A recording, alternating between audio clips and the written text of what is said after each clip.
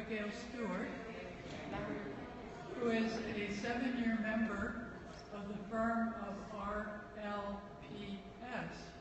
She has 10 years of experience in coordinating the full range of interior design.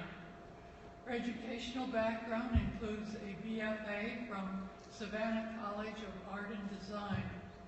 Excuse me. She has additional study in Italy in the history of Baroque art and urban form. Ms. Stewart's professional affiliations include, but are not limited to, National Council for Interior Design Qualifications and International Interior Design Association. I'd like to take just a moment to tell you a story. One of the nice things about living in the Lancaster area is the opportunity to take bus day trips to different places within a 60 to 100 mile radius. It was on such a trip that I heard two women talking very lively, and when I heard the word quest, of course I strained, perked up my ears to see what they were saying. I could not catch every word. When I heard the word color, followed by, "She was wonderful," I knew they were talking about Abby Stewart's presentation. And keep in mind, this was weeks after her appearance at Quest. This morning, we'll have another opportunity to explore color as it contributes to religion and culture. It's my pleasure to welcome Abby Stewart. So you all see probably a little phone hanging out, looking at me. Right now it is only taping me for a live feed on Periscope. So hi Periscopers, everybody that's watching. There might be some people back in the office or clients of ours or people that just stumble across it. So you are not the video, it's only me, and they will hear your voices with any questions. So thank you so much for coming today. How many of you came to last year's color theory session? Awesome, cool, good to see you again. I see the faces, yes.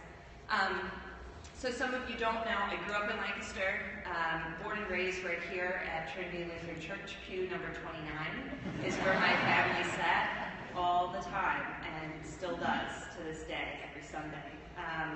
So I'm so happy to be here. My great-great-aunt is in the audience as well. So a lot of longevity and life here with culture, religion, values, family, what it all means, who you are, what's your family crest, all of that means something, right? So we're going to kind of dive into it.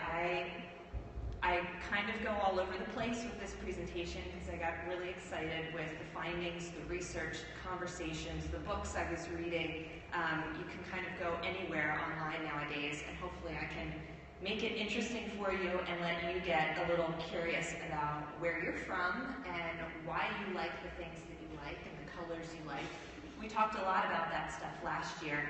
I'm actually going to do a recap. So I put this slide up just so you knew you were in the right place, but we're going to cruise backwards a little bit just to get a touch of where we were last year and how this evolved into this conversation. So bear with me 1 second. Color Recap 2015. It was so last year, right? So forecasters are out there, if some of you remember, and they all determine what you love and why you buy what you buy and why you look like this really happy couple who's just footloose and fancy-free. Google or do any very minimal research on color forecasters for fashion, industrial design, interior design, automotive, anything. You'll come up with these same statistics as well as additional information. But there's a reason why certain things have a life of their own, and what makes a trend and what doesn't has a lot to do with what's happening in the world and social media. When there's a big event, something signifies that event, some color, some pattern, some texture, some person. I mean, you look at it, you look at any celebrity, people judge what they wear and how they wear it. the royalty over in Europe. The dresses sell out, the shoes sell out in a minute. All of a sudden, everybody has suede navy shoes again because of Kate over in Europe. So it all balances still on the color wheel that we all know so well from elementary school. And our primary colors, it all is still the same. The colors are colors is colors and colors. So you can't change that. You can just name them different things to make people really want to paint their living room a different yellow, even though it's already yellow.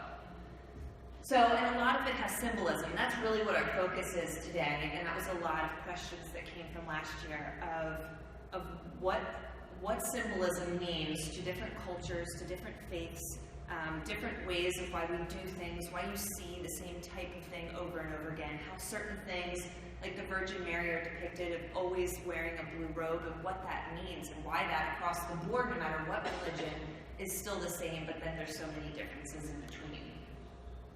And then a lot has to do with color and saturation of it. There's the cobalt blues, but then there's the pale blues. They have two totally different meanings in different areas, different cultures, and different religions. And then the overview. So these meanings kind of go through different cultures and religions, but not. This is really kind of our Western way of thinking of colors, and a lot of it is transparent. But again, so much of it is the complete opposite depending on where you are in the world. So I'm going to cruise through these. I did this last year. I've added in 2016. These are the colors of the year that they come out with and sell you on with home goods and fashion, car paints, all of that. So I'm going to cruise through these, and then I'll go back, and you tell me what you see as the difference. There's 2016. Yeah. The tone, the depth, shapes, obviously. Maybe some have colors, some don't. You're exactly right. It's just the tone and depth. You notice that it's pretty much the same colors over and over again. They get you. They got you all. They got me.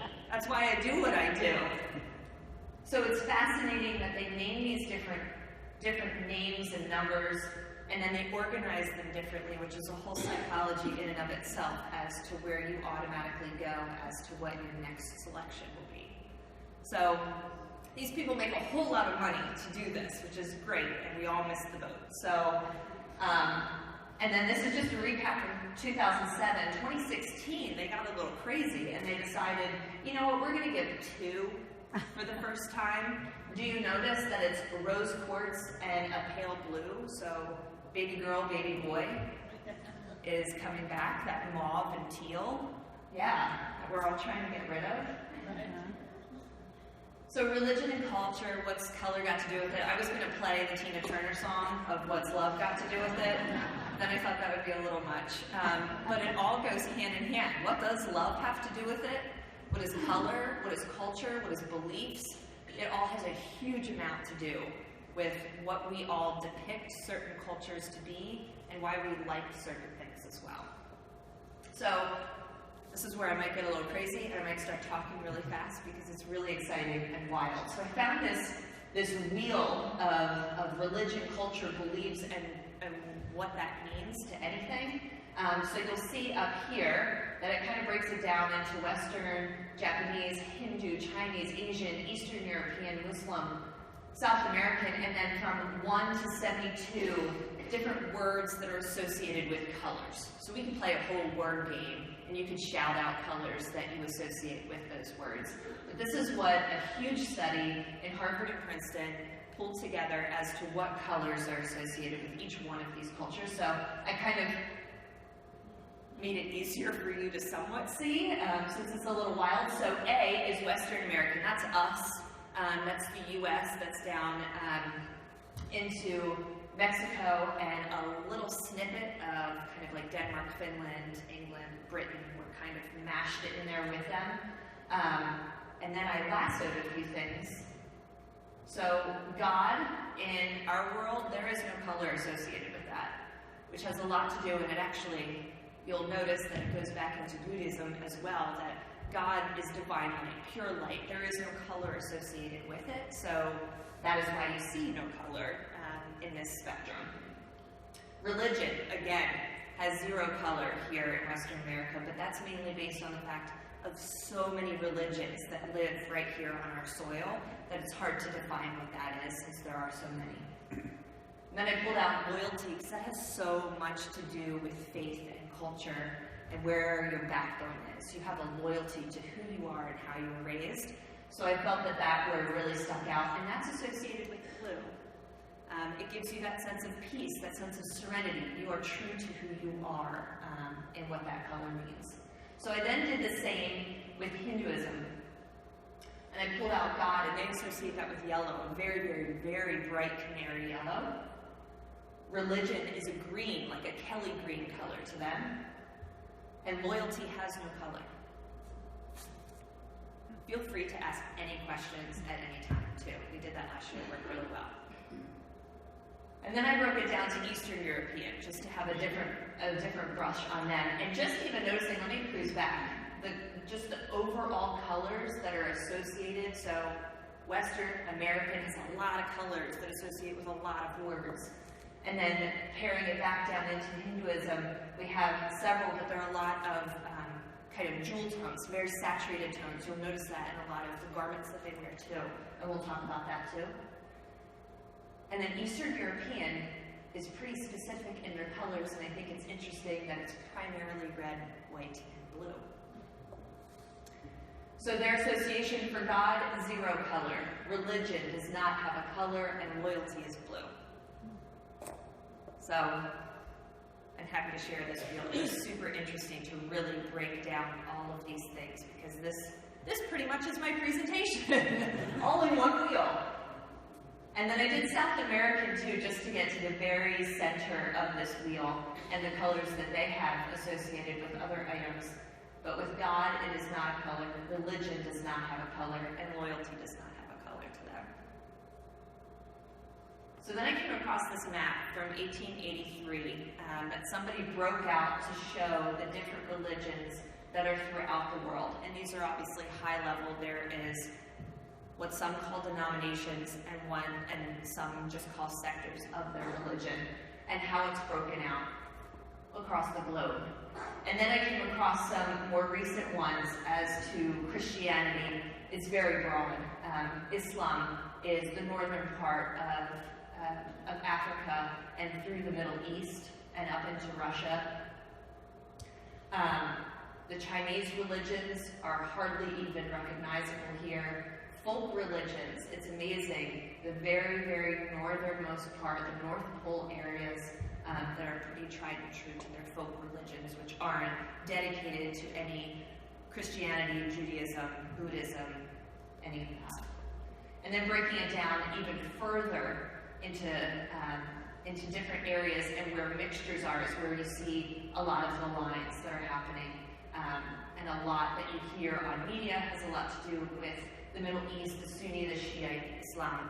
They have constantly been in conflict, and that is where you'll see later in this presentation that they are so tried and true to their colors and the meaning of their colors, what they wear, how they decorate their spaces, their routines that they do. Unlike the rest of us, where we are who we are, we don't specifically wear a certain color because it's a certain day and it's associated with a religious figure in our world, like many do. We'll talk about that, but it's really, really interesting how that has so much to do with what we see in here in media. And then this just breaks it down into most religious to least religious. And we're hanging out in less religious, just because of how many cultures and religions we do have here, but also just the age differences and where people stand and going to a place of worship and openly identifying themselves with a religion. Then I thought this was really interesting because the flags have a lot to do with why they like the colors they like. So in case any of you did not know, the very, very, very first flag was in 1397, the Danish flag. How many of you knew that? Because I didn't either. So we all learned something in the last 24 hours.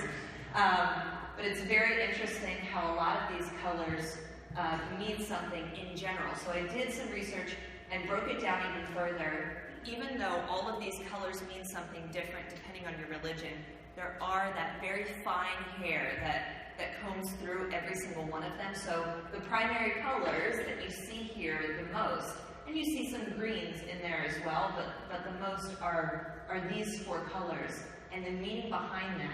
And even the white with mourning is really the number one thing that comes across every single tradition, religion, and culture. Even though we associate a white wedding dress as love and prosperity and moving forward, it has a lot to do with mourning. You're surrendering yourself. Hence the white flag that you fly. I'm done. I'm maxed out. I'm tapping out. That has a lot to do with it, and it also has a lot to do with peace, purity, religion, honesty. So then I found this great piece of information that was put together as to typical colors from orange to black, and if they have any association with different cultures. I found images to support that as well. So just looking at the Western culture, which is us, including South America, and we have a little snippet of the UK that's part of our Western culture. So orange, I'll read some of these because I know it's probably hard for you to read from where you're sitting, but orange is worth, harvest, brown is practicality. Thought that was really interesting. Good job, UPS. Huh? Comfort, stability is part of brown. There's just some solid ground to that. Yellow is happiness. Green is luck, as we all know. Blue, depression, but also has trust involved with it. Purple, royalty, spirituality, and a sense of wealth, and we'll talk about that actually a little bit later. Red is love, but also danger, and black is intimidation, death, and mourning in the Western world. And then some images that I found that were actually associated with different cultures and the people within those cultures, because I think that tells the story. When you really look at somebody, and you look at them in their own comfortable context, you get it right away. No words are needed, no book, no manual. You get who that person is and where they come from. So this is New York, Romania, Colombia, Ecuador. These are all part of the Western culture. So it's interesting in the Amazon, if you notice how kind of brown, earth tones, Colombia has a lot of vibrancy, but there's some solid brown to that. Just the natural elements that you see within, from New York City the whole way to the Amazon and across, that we all can actually relate. We all have a sense of comfort and place, and Latvia. Far Eastern culture, which is your South and East Asia's China, their orange is happiness and spirituality. Brown is earth, as well as mourning to them. Yellow is masculinity and royalty. Green is fertility and hope. Blue is the feminine color, so it's not pink over there. Blue is what's actually associated with girl babies when they're born. Healing. Purple is wealth, which is the same with us and spirituality. Red is prosperity, vitality. And black actually is associated with health, prosperity, and stability for them. How many of you are surprised with some of these words that are associated with the colors? And just some images. You see that red, that vibrancy. The red dye, that's actually goat's blood that they put on their hair in order to have that vibrancy, that life form. In Ethiopia, Myanmar. Indian culture is kind of a culture in and of itself. It has spread wide, but it doesn't really encompass any other countries with it. Orange is very sacred and is an association of love to them. Brown is their mourning color. Yellow is very sacred. Green is hope and harvest. Blue has everything to do with sports and strength. So if you are a warrior within the Indian culture, blue is your go-to, and they wear a lot of that within their sports teams. Purple is sorrow and nobility, same with us. You kind of see a resounding theme. Red has everything to do with beauty and wealth. And black is evil, darkness, and negativity, very similar. to us. India with their colors, brown being mourning. You never see dull colors in what they wear and how they adorn themselves with decoration. Middle Eastern culture, so that's Islam, that's Jordan, that's the center of the heart of everything, unfortunately, that we hear on the news. But orange is mourning and loss to them. Brown is harmony and comfort. Yellow is happiness. Green is strength and hope. Blue is also a mourning, but it's a heaven spirituality, a letting go. Purple, again with us, is wealth and royalty. Red is danger and caution. Black is mystery, mourning. However, it's also a color of rebirth. They use black to wrap their children in right after they're born. Women wear it a lot in covering themselves because of that culture. And men are more neutral. In Egypt. And then Greece. So what I found really interesting in this more traditional dress of Greece, which you don't see a lot on average every day, it's more of festivals. So these children, so a big thing with them is that red is evil and caution and danger. But what's interesting is that they then layer on the yellow, the blue, and the green, which each one of these has a hierarchy of happiness and prosperity to them. So it's essentially saying, evil is part of our life, that's fine. However, we can overcome it with these other layers and be proud of it. But they put it out there. It's pretty amazing. And they have different adornments and different levels of it that different children wear in their festivals as well as some of the adults. But it's very interesting how they use something that is so negative in a very prominent way. And then colors by religion. So we talk about the culture, which is great, but then it breaks down into the religion and what those meanings are. So Christianity, red is blood, temptation, life, and war. Blue, water, heaven, holy service. Yellow is corruption. Green is rest, life, and growth, maturity, and frailty. Purple is royalty and fine materials. Orange or gold is gluttony, radiance, but also God's presence. White has a purity, nature, health, but it also is associated with illness. You ever notice when you send a friend flowers in the hospital, they always tend to be the white ones? Or if you just do a search on flowers.com and you want to send flowers for a funeral or a get well, pretty much all of your options are white flowers. And then the rainbow of colors, it says, represents the promise made from God to Noah after the flood. So that's the divine light. So symbolic colors are rarely used in the Bible. You hear and see with stained glass how those colors can be associated, but it's really not referenced within the Bible. It is the world's largest religion at 2.4 billion followers and growing. And then, of course, we have three main branches: Roman Catholicism, Eastern Orthodox, and Protestant. So then I went into architecture and just looking at forms of what we associate as a church, and the meaning behind it. The red being the sacrifice of Christ, and a lot of that is on the roof or on the front doors. It's something that you are under or passing through in order to clean your sins. But then it can go to the extreme. This is actually one of my photographs from Iceland when I visited there a couple years ago. Fascinating how it doesn't matter. I was thinking, quite honestly and naively, that with the belief in a certain religion, there is a certain form and function to your place of worship. It's not the case. It really is a huge range. It totally depends on the culture that you're in as to what form that starts taking. So not every place has the same type of steeple, and not every place has brick or German siding, or it's more concrete, but has such a presence to it, and still has its form of your average steeple. And then cathedrals. So we kind of start with these little quaint spaces in Amsterdam, New York, And then we get a little bit bigger as we get into the colonial area of the United States, and even bigger when you go to Reykjavik, Iceland. And then going over to Europe, which then of course came over to New York, of how it can get quite grand.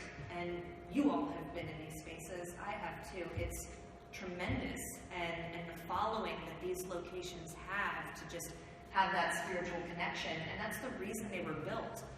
And why they got bigger and bigger, because the congregation was getting bigger, and they wanted people to want to come to them. So you show them something wonderful, and something that they might not have on their own, and they will come and be with you. The St. Patrick's, just got finished, I think, last September in its renovation. I have not been to New York to see it, but for about 10 years it's had scaffolding up around it, so now's your chance to actually see what it looks like. So Judaism, red has a blood, sin, joy. Blue is divinity, depth, equilibrium. Yellow is illness and frailty, cheer and justice. Green is life and growth, very similar to us. Purple is purification from sin. Orange, or their version of gold, is divinity and glory. White is intellectual, innocence, light, life, death, and salt is such a big presence in what they eat and how they do what they do in their cleansing. And they also acknowledge the rainbow in the same sense that Christianity does, of representing the promise made from God to Noah.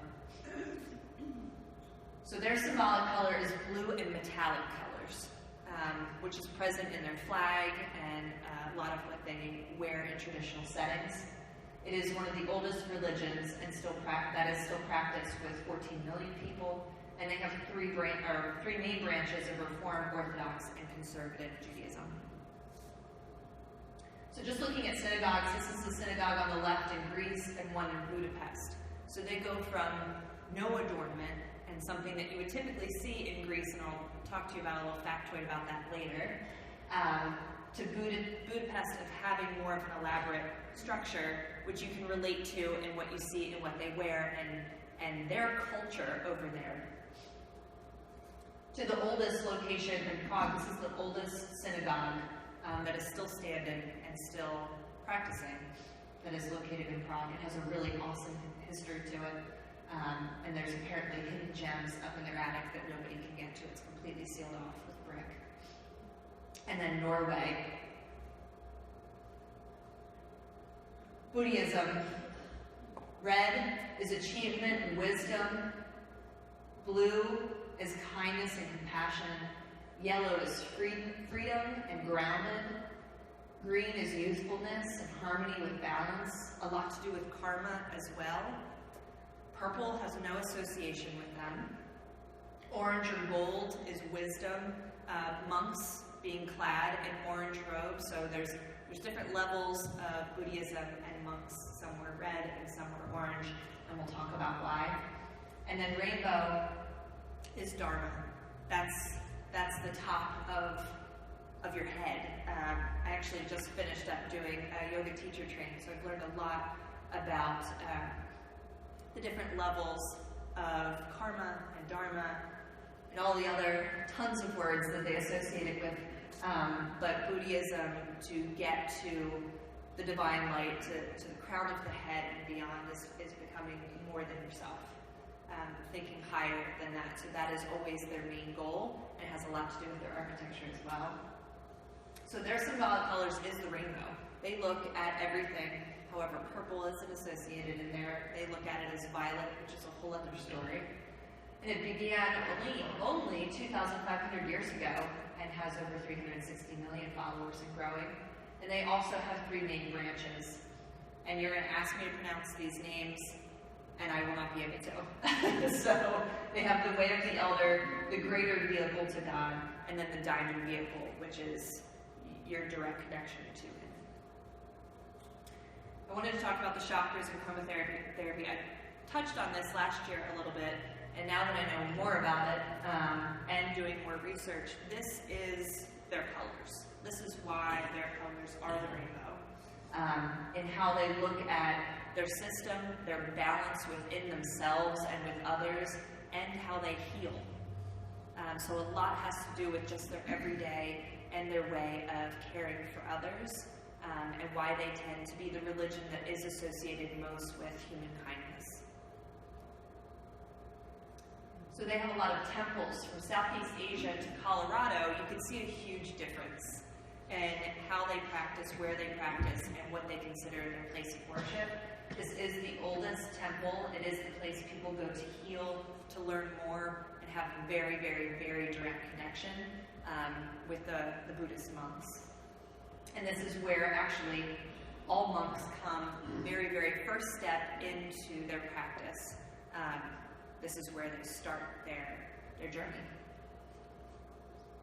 As I said with the orange, it's such a symbol of humility for them.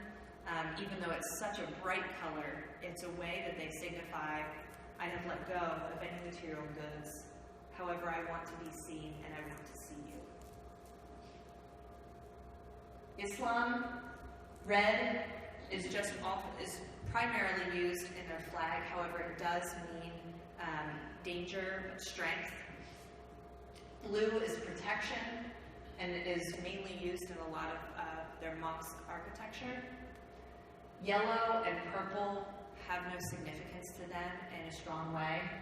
But green is like nature paradise, very similar to what many others associate with green. Orange or gold is really only associated when mixed with some other colors. So they don't specifically look at orange as anything significant to them. And white is purity and peace, which is us in America. So their symbolic color is green. They really look at that as the way of their life and livelihood. And they are one of the largest religions with over 1 billion followers. And they believe in 5 pillars. So they don't necessarily, they do not have denominations, but they have a pillar of their progress and their faith way of looking at faith, prayer, fasting, pilgrimage, and all. So it's a process that you go through in order to prove that you believe. And just looking at their mosques from Malaysia to Turkey, a lot of this, and I don't touch too much on it, shapes are a huge thing. Color is one thing, but shapes are a really big thing in this architecture. Circles are a big deal. They pray in circles. If you've ever looked at any of their prayers, which they go through 5 a day, which is part of the 5 pillars that they practice, they circle themselves with each other and very close to one another. So they resemble that in the domes that they have in their architecture. And this is the first mosque in UK, which I thought was really interesting because it's one of the rare ones that puts green in to the architecture as opposed to blue, which you'll see in others. And then this is colorless, which was interesting and done specifically for that divine, that purity, that peace, and having a mosque that is true to the materials in Oman. So what about other places and people? So those are just kind of the top echelon of the majority of religions and cultures here. So I started just diving into images of places and how they associate color. And you can associate certain colors with the Caribbean and Europe, but a lot has to do with what's being used in the whites, that purity. The red and the blue is a sense of comfort, as well as protection. So you see that a lot on their buildings, especially their residential buildings. Italy is a flag of colors in a lot of their islands and areas off to the side, but you'll notice that every single one of them has green shutters. That's a sense of protection and love and comfort as well. So that's there at nighttime, they close those and they know that they're secure and safe. But every single one of them has green. Mexico is very similar to Italy, so you start looking at a lot of these and you start seeing a lot of similarities. And 100% of it has to do with media, social media. So A million years ago, when there were no magazines or publications for people to cross-reference or compare themselves to anybody else, they kept in their culture, their religion. This is what we know. This is who we are. This is our coat of arms. So that's what we're going to share ourselves with.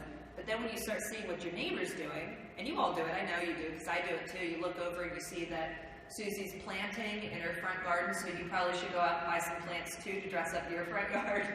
It's the same thing with how colors, texture, and architecture has changed from one location to another, even though it has no association with what you would put with any one of these locations. Havana, Cuba is all about vibrancy. Blue is very primary to them. And what they use in their flag, they're also kind of behind the times, as we're all learning now that we, as America, have reached out to them. They're now finally being exposed to what the rest of the world is. It's amazing if you just look at where they are to where we are and what that kind of cutoff has done to stop them from growing and changing. This is one of the temples, very ornamental with architecture. However, color is mainly put on the person. So, although you will see, I think I have an image later, of one of their temples that is painted. And it's very, very elaborate, very controversial in their culture, but they truly believe it is the person that makes the connection to their religion and their beliefs, and not the structure. However, they believe that their structure should be telling the story. Thought this was fascinating. This is a Christian church in Finland that is literally built right into a rock and using copper. You don't see too much of copper. You see a lot of gold leafing and silver leafing and brass, which we have here at Trinity. But they use it in an amazing way with skylight and the light going around the space. And they pray and worship in a circle, which is very similar to Quakers, which we'll also talk about. This using stained glass in a way to not tell Scripture's story, but in a way to bathe the space in the rainbow of light. So no matter who you are or where you come from, you're welcomed into this congregation, which is Christian-based, and have that array of colors to associate with. Portugal and their colors, they strongly reside with red, and any of these colors that you constantly see in the architecture has everything to do with safety and security, and what they kind of believe as their way of living appropriately. Chile has a vast array of colors. You'll see a lot of rust in there because of their metal roofs. But again, very interesting how if I didn't have Chile up here, you could very well say that that might be Italy or Mexico. Poland, yellow is their strong color. You see a lot of places of worship, businesses, and residents that are bathed in that really, really, really bright canary yellow that we talked about earlier. Quaker. Simple structures. Friends meeting houses. Their sole purpose is no ornamentation, no color. However, true materials, true earth materials, so stone, slate, wood, copper, they do as a metallic for them. This is in Washington, D.C., part of the national parks, as to one, actually the very first Quaker building structure there. Very simple in the way that it's put together, the way the interiors is, and keeping true to that white and that purity, which has a lot to do with the space also that we're in. So a lot of Christianity moves into Quaker beliefs as well, but that's where some of the divides start happening. This one's more of a contemporary one. That's in Amsterdam.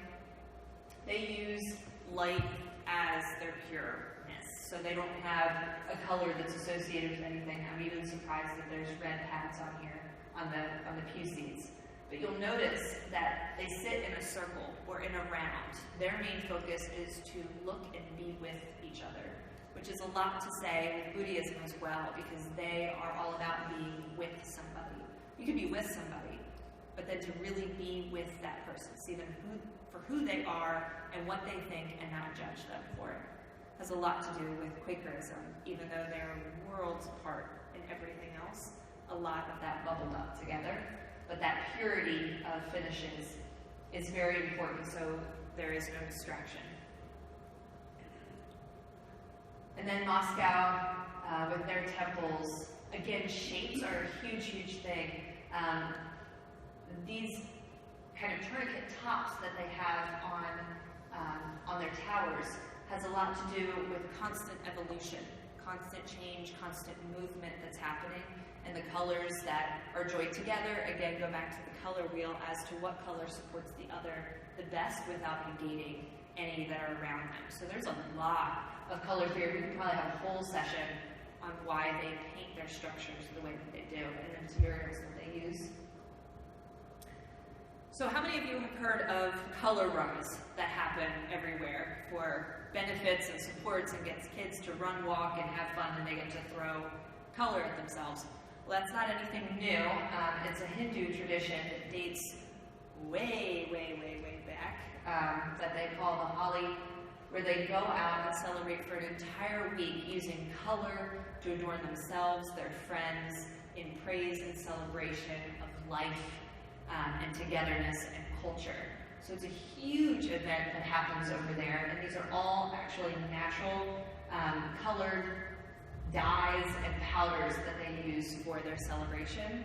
So everybody just kind of stole that for a great fundraiser, but I thought it was really interesting how that really ties back to a tradition and a way of life.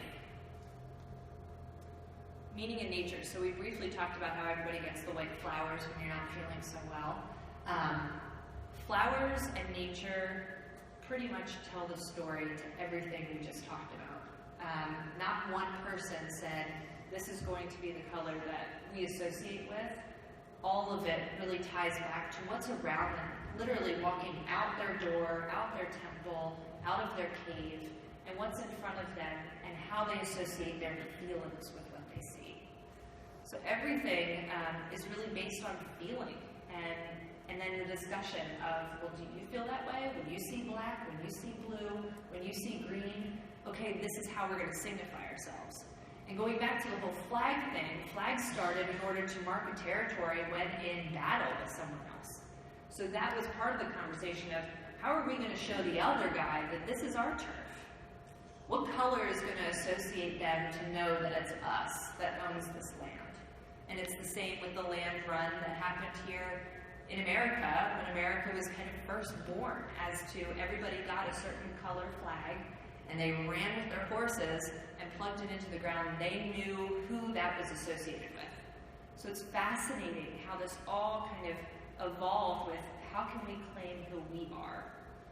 Because we can't shout from the mountaintops what our name is and get it out on social media way back. But it's really interesting. You can find this really anywhere as to the meanings behind any of these flowers and when you should send them. So there's a whole background of what the right flower is and what's not. And granted, I would be a person, a flower is a flower. I would look at it as I cannot believe she sent me a red flower. At this moment in my life, it's not appropriate. But some people do think that that's important. And the symbolism, a lot of this has to do with weddings and celebrations in our Western culture. Mainly, there's very few research and links that I came across that flowers have some sort of significance in their ceremonies. They do still associate the colors, but they don't have a specific, you're getting married, so here. Really, Western's the only one that has the something blue for getting married. We will talk about some other colors that are associated with weddings, but we're the only ones that make a reason for everything as to why we do so many things. So this is what I kind of just broke down some additional basic colors, and I found tons of this information, and I could scroll this forever for you, but I just thought that this was really interesting. So Thailand has a color for every single day. And the reason they have a color for every single day is that it's associated with a spiritual being or a leader that has passed away and or was born on a certain day. So if that leader was born on Sunday, they all wear red. But red you'll mainly see in Thailand in their temples. Everybody wears red in order to go to worship. South Africa, red is the color for mourning. That is what they wear to funerals and what they clad the casket in. And China is worn for brides, and Hebrew is the color for sin. So just some images to support that. In South Africa, they actually put up a red tent around the burial site, and that's where they stay for an entire day in mourning in the red tent wearing red in order to let that individual go. Thailand, their color for Thursday today is orange. How many of you are wearing orange to support that? Western is affordable and inexpensive. So the next time you go to the store, I'm not kidding, I did this myself, look at where their clearance area is and what color that sign is. Because the 3 stores I went to, it's orange. And after really researching this and understanding additional meanings to it, it fascinated me that I've been tricked all this time. Hinduism, auspicious and sacred. They, with the Hindu, as well as Buddhist, and orange with the monks, as well as being adorned in a lot of their sanctuaries. All of their sanctuary spaces, at the highest point inside the building, they have an orange flag mounted inside the building at the highest point, which is their direct connection to their God. In Eastern is spirituality. A lot of their paintings, stained glass, has orange as the primary. You look around here, we have a lot of cool colors as the primary color within our stained glass. For Eastern cultures, it will be that orange. Green, China's fertility. Thailand is the color for Wednesday. I kept this in just because I thought it was interesting. Indonesia, it's a forbidden color. North Africa is corruption, and South America is the color for death. So, Indonesia, it is a forbidden color. This is an Indonesian forest, because they strongly believe that when you go into the forest, you will die. So they have this direct connection with green being death, which is what they use a lot in their funerals as well.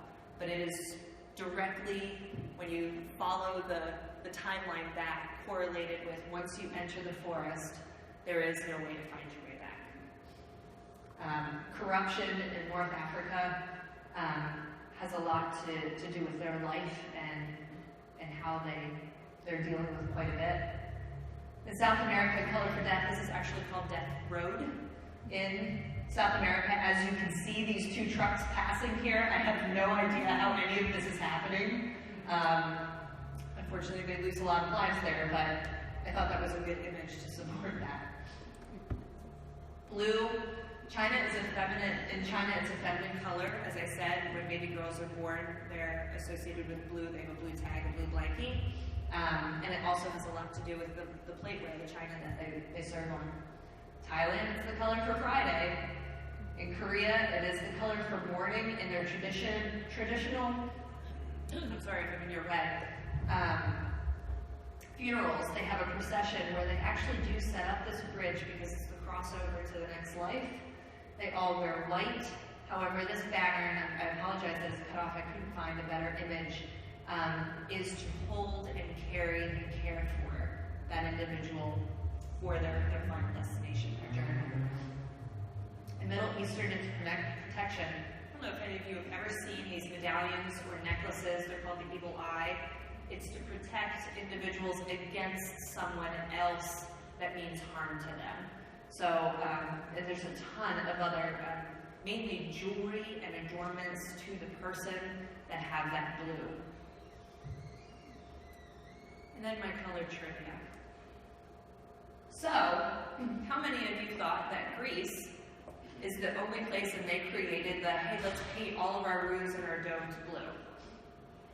I did. They're not the ones that created it. India actually started it, and it was because of kind of their mud huts. The regulation of the temperature was pretty impossible. So they came across cobalt mines in their area. My dad went and worked in one of them. He was an engineer there. But they went and found blue and realized that the temperature was tolerable when within and around this color, especially in sunlight. So they blue washed their cities, and then wars and destruction occurred many, many, many moons ago. And a lot of refugees went to Greece and they said, hey, you can manage your temperatures of your building with blue because it absorbs and reflects the right amount of heat and balance, so places are more comfortable to live in. So it really has nothing to do with spirituality. It was just hey, this can solve your problems since we don't have central air. Let's talk about a way to maintain your building temperatures. In Judaism, blue is woven into prayer shawls to remind the user of God. So you'll see a lot of blue associated with their priests, as well as their flag, other decorations that individuals put around their homes, has a lot of that correlation. And stained glass was called the Bible of the poor. It was the way to get the scripture across without needing to read. And as a little factoid, the oldest installed stained glass windows in Augsburg Cathedral, Germany, which are still installed, and it has 5 panels from 1065. And this is a picture of them and the type of colors that were used. A lot has to do with the natural material that was around that place in order to get them the colors that they used, but really beautiful. If you ever look it up, I recommend just looking up the Augsburg Cathedral and looking at the images. Blue also signifies local produce and healthy dieting. So if some of you remember last year I talked about, hey, if you want to lose weight, put food on a blue plate because it makes you eat less. That's really the way of Judaism. They have a strong belief in dieting and sacrifice. I know, you're all like, it actually works. It does it because blue doesn't make food look good. It really doesn't. So that's why even in China they have their blue and white wear, so a lot has to do with the small amounts that they eat. But this is what they use. I pulled this book up, but they actually have in their grocery stores with the local produce, very much with like PA Preferred that we have the stickers, they have blue stickers that signify their local produce. Hindu weddings, the groom gives black beads to the bride as a symbol of love, integrity, and devotion. In Christianity, purple is associated with corruption of wealth, since often royalty only could afford to wear it. And that saffron previously was only worn by criminals in Buddhism. It then was chosen for monk's robe as a sign of humility and separation from materialistic society. And orange was also the least expensive dye, so that's why they used it for criminals. And then it moved into monks. Criminals now wear white. Most men dislike the color purple. Red is the first color a baby can see.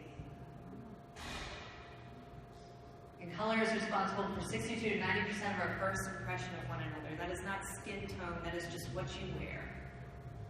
So how the color that you wear is an automatic association to somebody. It's not that I always know that red means this in X culture or X religion. It just, everybody kind of has their automatic response to certain colors, good or bad. And color doesn't exist. Sorry, everything that we just talked about, it doesn't exist. But color, you all see color completely differently than what I do. Colorblind or not.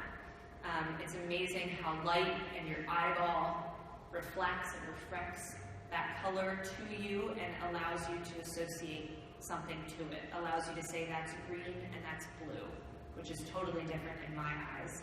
I've tested this with individuals I work with, and we literally see green. Green and blue is the biggest one that there's a difference with, but you can get the same with yellow and orange. It's a great test. I was doing it with my nephews a couple weeks ago, and it's fascinating when they see with their 3-year-old and 7-year-old eyes to my eyes, 33-year-old, to what my grandmother at 86 sees. So it's a fun test to look at. These are some of my references just to share with you. Empower Yourself with ColorPsychology.com is a super cool website where you can really cruise through religions. You can talk about shapes, really anything you want to find. ColorLovers.com is also a great one. I'm constantly updating more information and research that they do. And then some of the books that I read and constantly reference is Right Color, Wrong Culture. And what I do, we work mainly with not-for-profit, faith-based organizations. So what I shared with you is what I do every day in trying to articulate and help them through their process, who they are, what their brand is, and who they're catered to, and why people are coming in their doors. And then Religions of the World, An Introduction to Culture and Meaning by Lawrence Sullivan. And then I had a ton of meetings with different individuals in different religions, and thankfully Lancaster supports so many of them, and we all have access to them. It's a great conversation to have as to what it means to people now, and then doing the research of what it meant before. That's it. Thank you so much. I hope you learned something. I learned something with going through this, and I really, really appreciate all of you who came last year and many more that suggested to do this kind of presentation. I've been doing the research for months now and having different meetings. It's been really, really fascinating. And there's so much more that I have on my computer. I just tried to whittle it down as best as possible last night. So thank you all so much. Please let me know if you have any questions or corrections to anything I say. Everybody can teach me too. Thank you again.